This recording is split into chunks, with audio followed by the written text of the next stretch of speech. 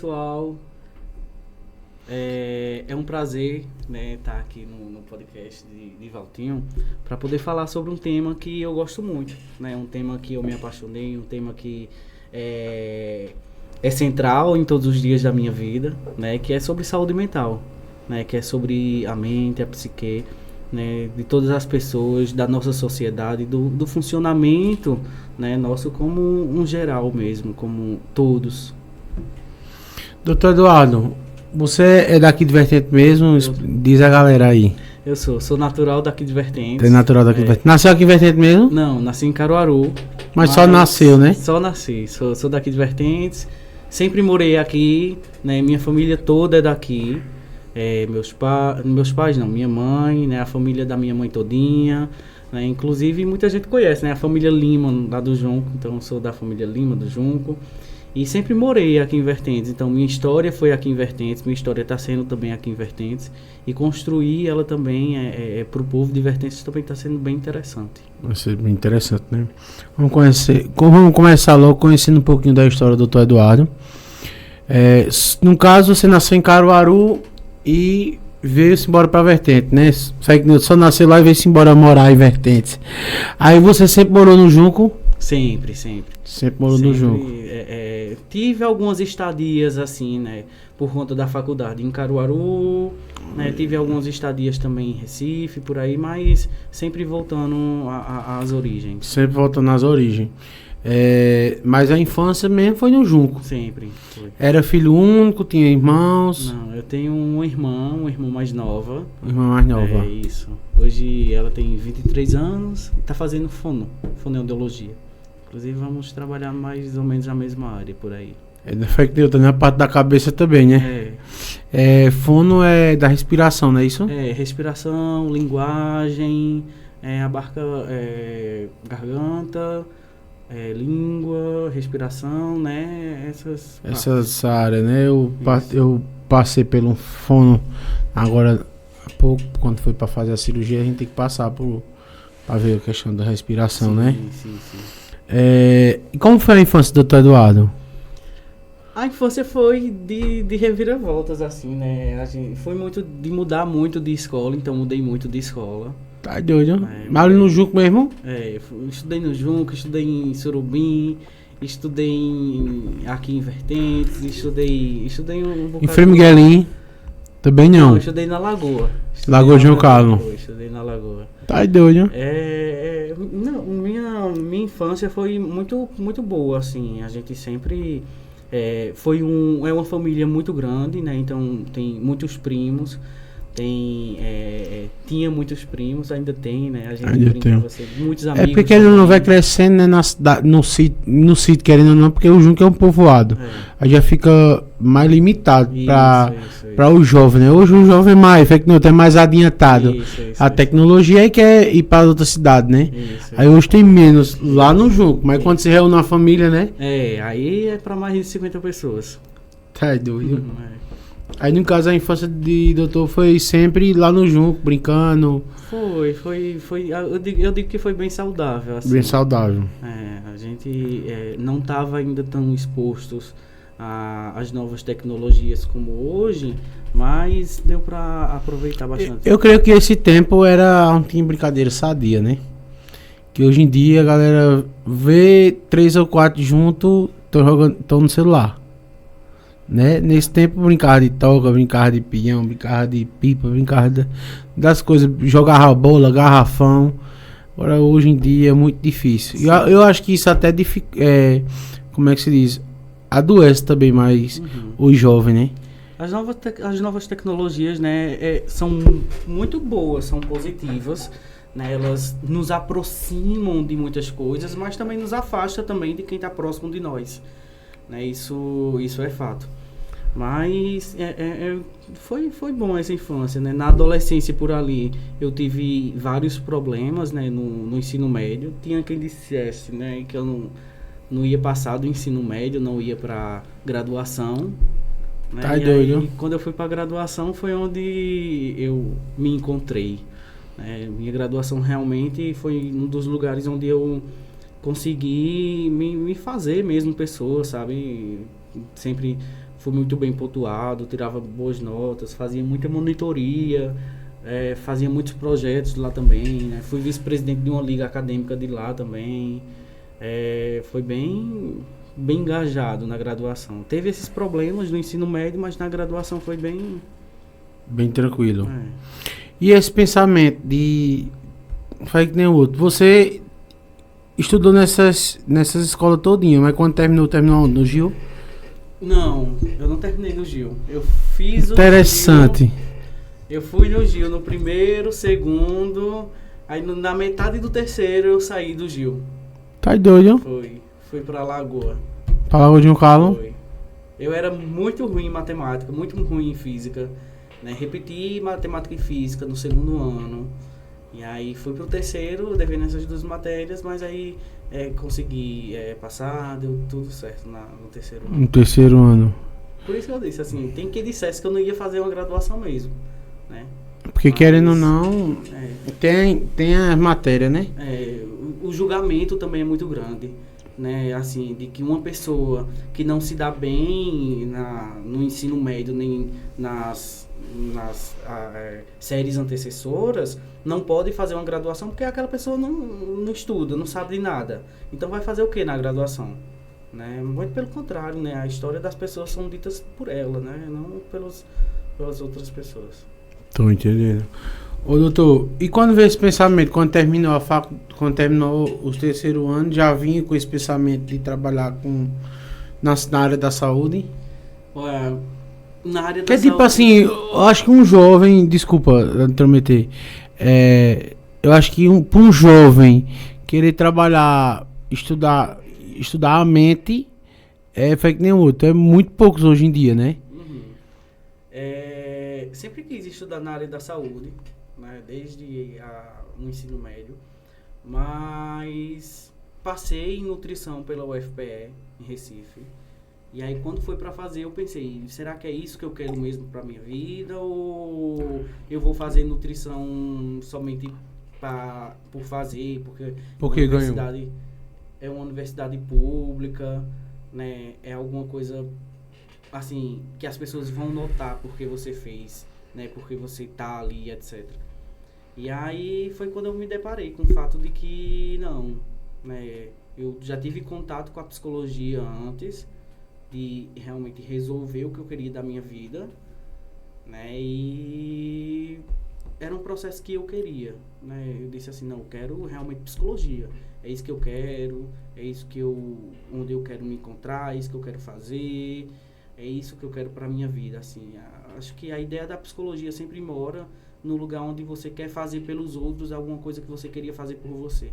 Mas aí no curso você descobre que não é bem por aí, né? Você não consegue fazer alguma coisa por alguém, né? Muito pelo contrário, você consegue proporcionar uma via possível para isso. Mas de fazer realmente é quando a gente decide, né? Quando a gente escolhe. Quando escolhe, né? Que a gente quer se cuidar, que a gente quer fazer alguma coisa por nós, que a gente quer voltar os olhos de cuidado para nós mesmos. Ninguém pode fazer isso por nós.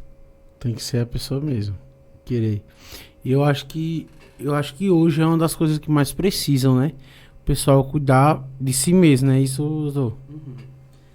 É um tema muito interessante, né, Valtinho? Porque agora na pandemia teve o boom, né, dos atendimentos em psicologia, atendimentos psicológicos.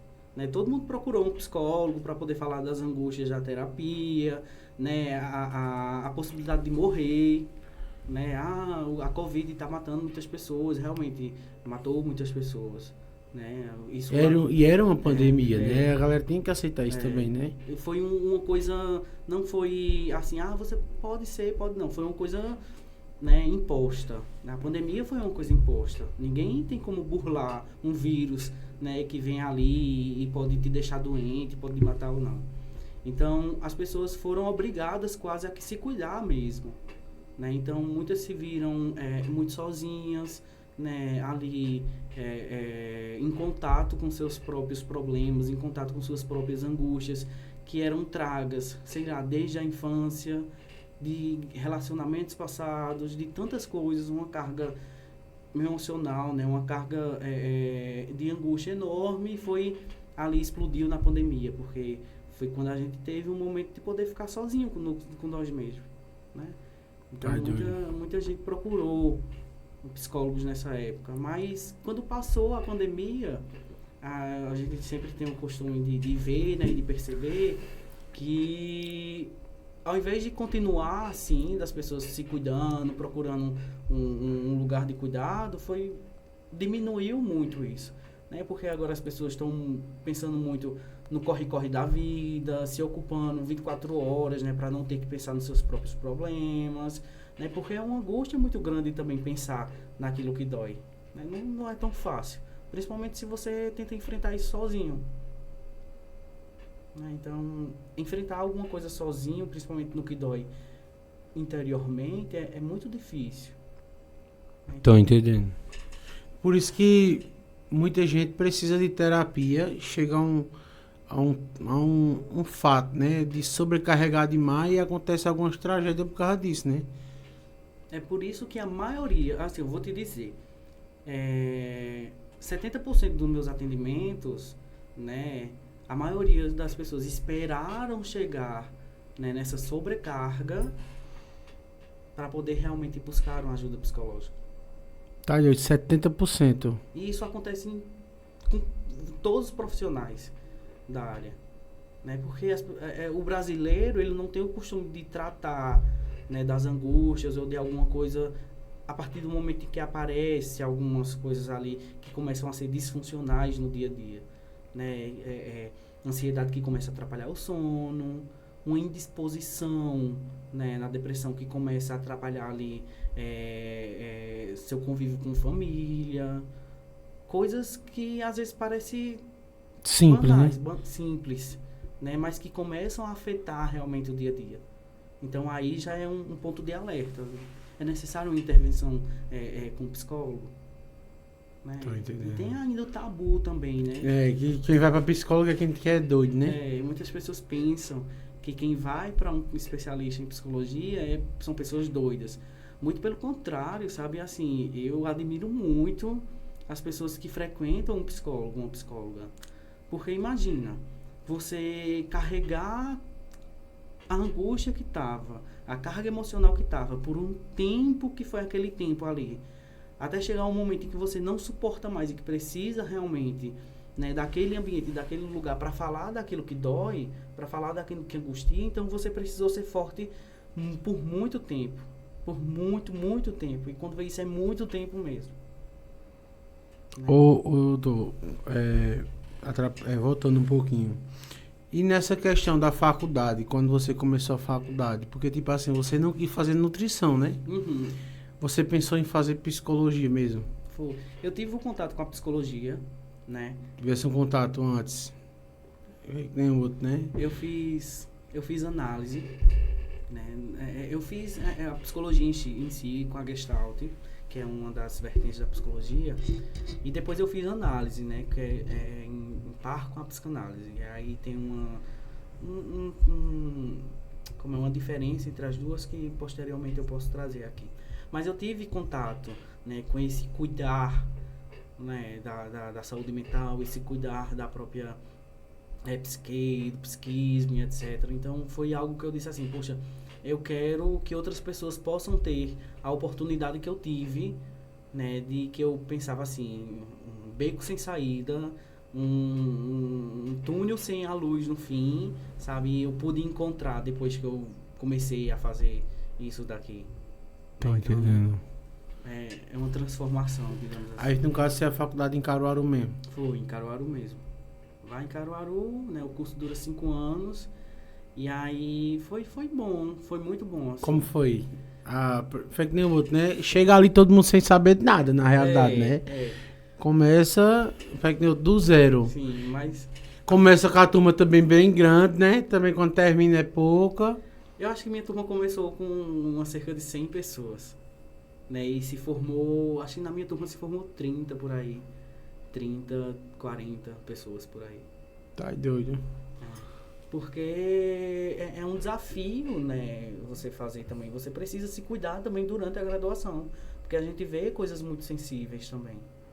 né? Durante a graduação, eu tive experiências, né, com monitoria, né, ensinar para alunos que estão chegando dos outros períodos novatos. Eu tive experiência de ser vice-presidente de uma liga acadêmica. A gente fazia ações nos territórios em Caruaru, né, levando atendimentos, levando palestras, etc. Tive experiência também na Fusan. Lá na Fusan era tanta experiência... Que é o presídio menor, né? Tanto experiência com grávidas, né? A Fusan que é onde... A Fusan é questão de... É a FUNAS que eu tô... Tanta experiência com grávidas de alto risco, né? Grávidas que tiveram aborto, assim, uma gama da gravidez, né? Como também pessoas que passaram por situação de violência, né? Violência sexual, violência física severa. Bem até si mesmo, né? Sim, e são relatos assim, né? Incríveis, né? Dentro da clínica, né? Mas são relatos também sensíveis, né? Porque a gente está escutando o ser humano ali também. A gente está escutando... Não é só a teoria do livro, né? Uhum. Porque se tivesse escrito na teoria do livro, a pessoa não sentia tanto, né? Sim. Mas saindo da boca de uma pessoa que sofreu aquilo, e você tentar confortá-la, né? Uhum. Porque querendo ou não, você só vai tentar confortá-la, né? Uhum. E aí tem toda uma sensibilidade também, né? Tem toda uma coisa que a gente vai aprendendo durante o curso também. E no fim, assim, satisfatório, porque a gente lidar com tudo isso, e mesmo vendo tudo isso, a gente vê que muitas pessoas têm uma capacidade incrível de se resiliar, sabe? Da resiliência, de mesmo tendo enfrentado coisas terríveis, né? Veem a vida como uma nova possibilidade, sabe? Como algo que pode ser possível. Então, esse é um dos fins também da psicoterapia, né? Que é ver uma possibilidade. Às vezes a gente só acha que só tem um caminho à frente. Só tem aquela linha para andar em cima dela, né? E às vezes não é bem isso, né? A gente encontra outras linhas, a gente encontrou outros caminhos, outras possibilidades. Aí no caso você já pegou uma prática boa, não foi cursando ainda? Uhum. Eu fiz estágio também na Policlínica de Toritama, fiz estágio numa clínica também lá da Igreja Adventista, que é ligada à Igreja Adventista, mas não era só por fins assim, sabe, financeiros, mas era totalmente a parte da igreja também.